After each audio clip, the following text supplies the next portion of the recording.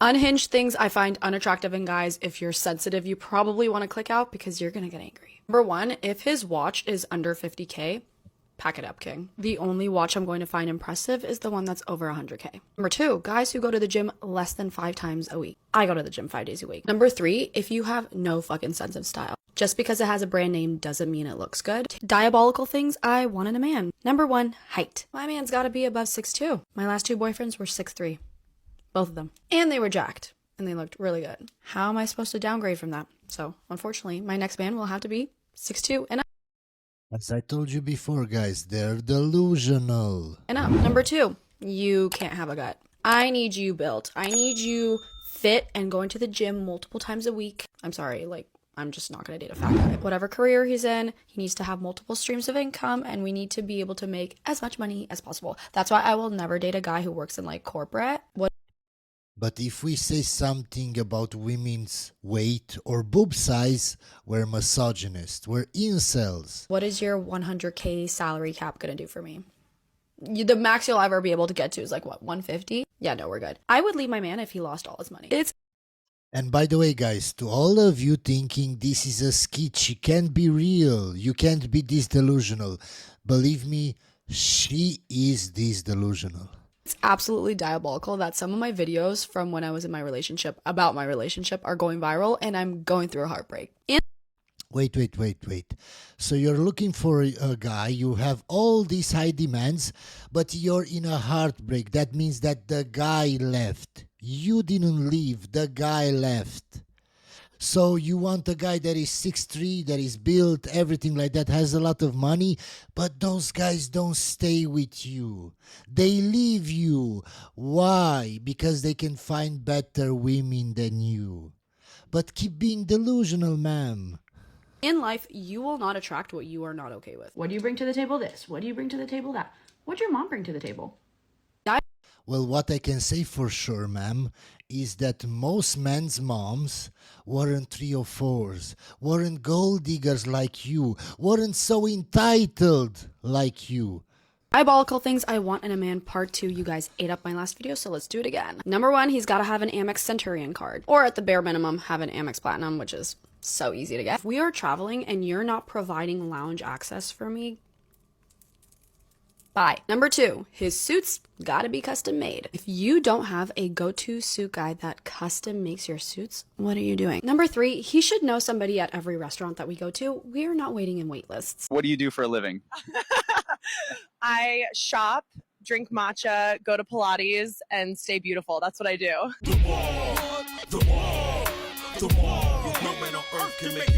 My biggest issue within relationships is, especially toxic ones, I won't realize that I'm being love bombed. I wholeheartedly believe it's okay to be in love with me within a week. I'm a great person. I'm funny. I'm pretty. And for the record, I have one baby daddy.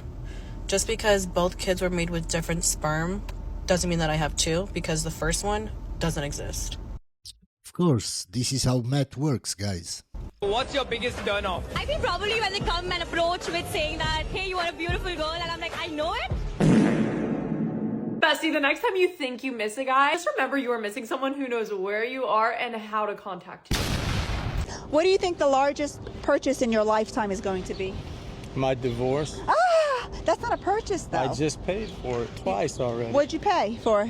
As much as I could to get rid of her. Okay. I recently went on vacation with my family, and on this vacation, my sister and I went for a short hike, and on our way back, we were approached by 2 dogs, snarling, growling, barking, clearly aggressive. We start making noise, screaming, yelling, carrying on, trying to draw attention. While this is happening, I glance to my left, and I realize there's a man standing on his porch. So I start looking to this man, hoping that he might step in. Well, there you have it, folks. Finally, a real-life experiment that proves once and for all they definitely would not choose the bear. And another important thing, guys, is you can always tell by the glasses. Just look at their glasses.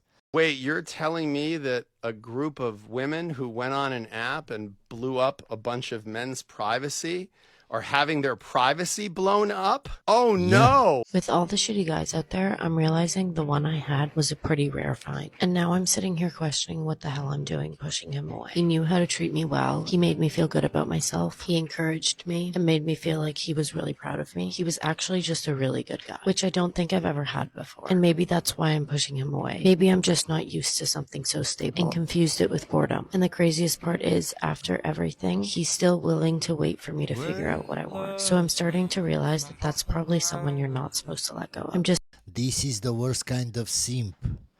She left him to go have fun. She had fun with Chad. Chad didn't want to be in a relationship with her. That's how she knows there are so many shitty men out there. And the guy still waits for her. Still wants to be in a relationship with her. My guy. Why? Just scared that if we get back together, I'll do the exact same thing and end up hurting him even more. I honestly wish someone could just tell me what to do right now. She's waiting for somebody on TikTok to tell her what to do. Nothing up here, nothing. What are your thoughts on the following statement? Dating for women is like shopping, while dating for men is like a job interview that he's paying for. Yeah. Can you explain that? We feel like they're runner-ups and contestants. If women have an abundance of choices, would women ever enter an arrangement where they weren't knowingly in control? No. So if women are the choosers, how are men the leaders? Good question. How can men lead if it's by women's terms? They can't. That's why the statement happy wife, happy life is not okay. It's not good for you. I have no clue. Are men leading when they subject themselves to rejection at a woman's discretion? No. So then why do we say that men are leaders when women are in control? We want you guys to lead while we're still in control. So I think the conclusion from my last post is that my standards aren't too high and I don't need to lower them. And I've just reflected, as the Hinge guy suggested. And do you know what it is, right? I'm so good at being on my own. I cook really good meals, I clean, I walk my dog, go on solo dates, create this amazing life for myself. So unless you match that energy, then I'm sorry, but you're not going to be up to my standards. Let's raise your standard, raise your standard. Let's raise your standard, raise your standard. And I think the competition is how I treat myself. So if I look after myself and I do all these amazing things, then you compete with me and I can give myself all of that. So if you're going to offer to take me out on a Friday night and you've not booked anywhere, then yeah, it's not going to be up to my standards. Thank you, come again. I just spent fucking $12 on a motherfucking rose on Hinge. $12. Like, this isn't just like Bitcoins. This is real money from my wallet. Second of all, why do I have to pay to like people? I messaged him with the rose saying, what did I say? You said, you better answer this because I just spent $12 on a rose. I just bought a rose. You better answer this. That's what I said. Honestly, fucking money machine, but like I don't understand that you're just stealing from me, Hinge. Like, I feel used, abused, and what the fuck, was I just... Okay, so you're feeling like most men. Okay. Just never gonna see him again if I didn't fucking pay him to answer me? Like, what? Yeah, it's the same thing with men. They have to pay for Tinder or whatever they use, whatever app they use, and then maybe they get a match, and then they have to pay for dinner, for the restaurant, for whatever, and there is a very, very big chance that he won't see that woman again. Yeah. And by the way, here's the cheat code. When you have a humble female partner in a heterosexual relationship who's like, oh my God, I'm so grateful for like the fact that you want to get her the Hermes bag. Oh, yeah. Because she's not an ungrateful fucking bitch. You're going to give her... Right. Yeah, if she was like the first woman that I showed you in the video, I don't understand how she had the relationship. Because you just are like, look at this, you know, here, look what else I can do. That is the fuel. I mean, you could be a CEO or a garbage man.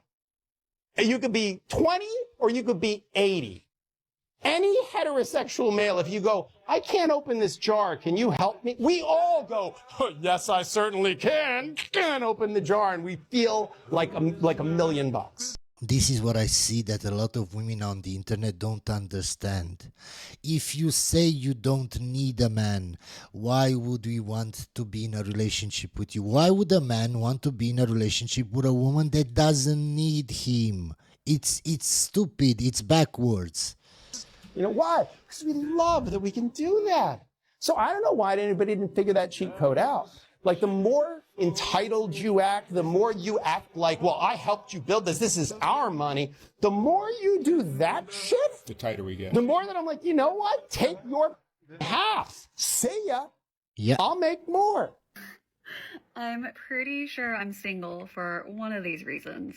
Honestly, he probably finds me ugly. I think guys ghost me because I don't think there's like a politically correct way to say you're ugly or I find you unattractive, or they've like gotten to know my personality and how I spend my money. I assume that they don't think I am attractive enough or hot enough, pretty enough to be incredibly hilarious, have an amazing personality, and also be able to afford things like Prada, Louis Vuitton, Gucci, Loewe. The third reason why I'm single, which is pretty much the... Yeah, ma'am.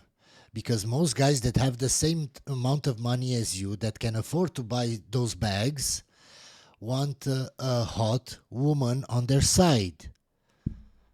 The main reason. I do not settle or chase dudes that are judgmental to how I look or are intimidated by my lifestyle. Okay, we don't want women that judge us for our money. I'm sure I can bet on it. You want a guy that makes at least as much money as you. We don't want women like that. But we can say that. This is how the world works, ma'am. Women judge us on our money. We judge women on their looks. This is how the world works. If you don't like it, go live in the woods alone. Nobody cares. Is it better to be single or in a relationship? It depends what stage of life you're in. Right now, I prefer to be in a relationship. Right now? I wouldn't want to be single. I'm 23. I'm about to go into medical school and like build my career. So You don't think you're in your prime right now? And I'm not in my prime, but like it's better to like have fun with someone with you than to be like go out by yourself, I think. My mom got married when she was 19. So I'm late right now. Not really late, but like it's not out of the ordinary. I know that nowadays. Yes, ma'am, but you're not looking for a husband. You said it yourself. You're just starting your career. You want to focus on that. It's like people get married like later on, which is fine. But for me, 23 is a good age to settle down. do you think the same thing goes for men settling down in their 20s? I think men is very different in the sense that a guy is only going to settle down with you when he's ready. It doesn't matter if you're the right girl or not. It just depends on the time, like the point of his life that he's in. You're married?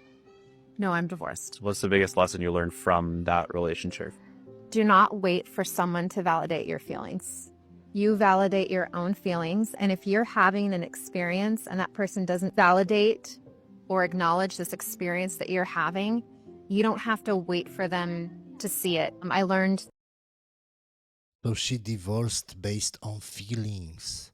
There were no facts. It's just feelings. Oh, I don't think that you're treating me the way that I want. But I'm not going to tell you how to treat me because I don't know how I want to be treated. But I just know this is not okay. You're not validating my emotions. I feel this way right now, but tomorrow I'll feel different. But you're not validating my emotions. That I had a really high tolerance for poor behavior, and now I have a high standard of what good behavior is. Can you define the word love? Yeah. Of course, this is how the world works. After a divorce, you raise your standards, of course. Yeah. I think love is making space for people to be who they are, whether they want to be in your life or not. I think it's flexibility, it's openness, and like real presence to like sit with someone in whatever they're going through. Would you say you figured life out? I don't think I have it all figured out, but I've learned that flexibility and open-mindedness can really help you navigate the hard things in life. In my opinion, if she gets remarried, she will divorce again. Why would they decide to sit down with one girl for the rest of time when they have this wealth of options, which can cause them to use and discard many of these women, which then causes most of these women to resent men overall. And then the guys that were forgotten at the bottom that say, well, hang on a second, I didn't use and discard you. I haven't even been seen by you. No, all men are whatever it might be, right? That they are users and abusers, that we don't need them, that we're all of the good men at, etc., etc. There's a big group of men that feel like they are good men that are invisible. There's a big portion of women who have finally managed to achieve educational and employment and independence that are chasing after a smaller group of guys. These guys are commitment averse. I don't think it's necessarily good for them either. It's the child with the ice cream, right? Like guys being able to keep it in their pants when there's a lot of options on the table is going to be difficult for them too. This is one of the main drivers. This tall girl problem is a massive change, I think, in the dating dynamics. Have you tried Hinge? You might be able to meet someone. Have I tried Hinge? Please, Hinge has tried me. I've spent so many years, gone on so many dates with people who are not for me. And I've been forcing this because I just want connection and I want partnership and I love people so much and I have so much love to give. But Hinge is not giving me any love back. Okay, ma'am, so you're blaming everything on Hinge. You went on so many dates, you probably slept with so many men, but they're not right for you. And you blame this on Hinge. Okay, ma'am. Designed to be deleted, designed to put you in therapy. That's what Hinge is. You don't care about mandatory paternity tests. You don't care about paternity fraud. You don't care about male suicide rates. You don't care about equalizing hard, laborious jobs outside. You don't want to equalize that. You don't care about what happens to people that are falsely accused, which is almost always exclusively men. You don't actually care about the declining school performance, the rise in ADHD diagnosis, and the psychiatric medication that comes from it. You don't care about the lack of homeless shelters for men. You don't care about the weaponization of the family court, the equal custodial rights, reproductive say for men, reduction in child support and alimony, pathologizing of just men and masculinity in general, negative attitudes towards even men that want a nuclear family. You don't think or care about any of these things. And I'm not even saying it's just the feminists that don't care about it. Nobody I'm has. saying Okay. most people who don't do what I do don't care about this at all. They are offering you money for what? Like just to To meet go up? out, yeah, to go out for dinner. I literally What's for lunch. what's like the average offering? I don't go for any less than like 300 or 400 to just go sit at dinner. Like is there time? And you guys tell me in the comments that women are the biggest problem. No. It's the Sims that enable this behavior. Just look at the Simpometer. It's the Sims. So like, Requested or- so the guys have to pay to chat with you on this. So that's how you know it's like a real deal. They're not just around. Yeah, you can send a request to them. You have a profile. My real name's not on the profile. Sure. They see my pictures. They can request me and send me an offer. If I don't like the offer, I can counter request the offer and send them how much I would actually want. How many men have you talked to on the app? Hundreds? Hundreds. How many have you met up with? Guys, just think about it. How much money she made just to go and have dinner with guys. So she gets a free meal and money. And she doesn't have to be nice to the guy. She doesn't have to care about the guy. I've hung out with a bunch of tricks in Atlanta though. Like they're everywhere. They're called tricks? Yeah. You refer to them as tricks. I don't say that to their face. But they are tricks. Yeah. So I would love to get married again, but now it seems like men don't want to get married anymore. Like, why is this? Can't we just get a prenup and be happy and be married? I get it where there's so many people that just live together and they live a married life, but they don't actually get married. Or people... Even prenups nowadays are not 100% secure if you don't go to the right lawyers and if they don't make that prenup perfect. At least getting rings still, so at least you can show like I'm taken when you're out and about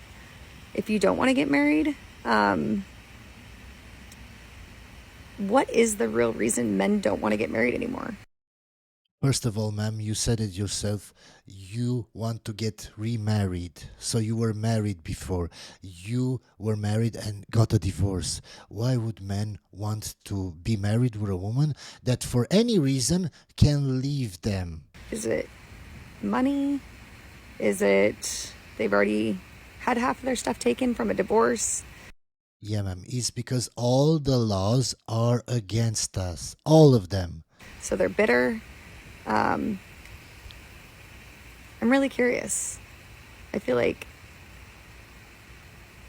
the partnership that comes with marriage is just a little bit different than if you're just dating someone, because they can always cut bait and jump ship. You can always jump ship when you're married, ma'am. It's not that hard. Because there's nothing to lose. When you do have like skin in the game, I feel like people would be more up to like work through challenges. Yes, ma'am, but in most cases, the guys earn more than the woman. So she doesn't have any skin in the game. She's the one that she will gain something from a divorce. Try to figure it out to stay together, versus if you're never married, it's easier just to be like, okay, fight and run away. Women after a certain age, basically after 50, more so after 60, we become invisible. We literally become invisible. And I had an aunt tell me that one time. Oh, I was like, what do you mean you're an invisible woman? Because she's a vibrant, fun, cool lady. She's an older lady, but I thought she was awesome. But I didn't really understand at that time what she meant until I became the invisible woman. And I get it. I get it. From what I read, my understanding is that a lot of people think of women after 49 because that's when, the end of your childbearing years, the end of your fertility. 49, she believes 49, that's the end of your fertility. 49. You really don't have a lot to offer, but overall, that was the thought that society had, that women over 49 were, about as useless as on a board. Hope you enjoyed this video, guys, and I'll see you on the next one.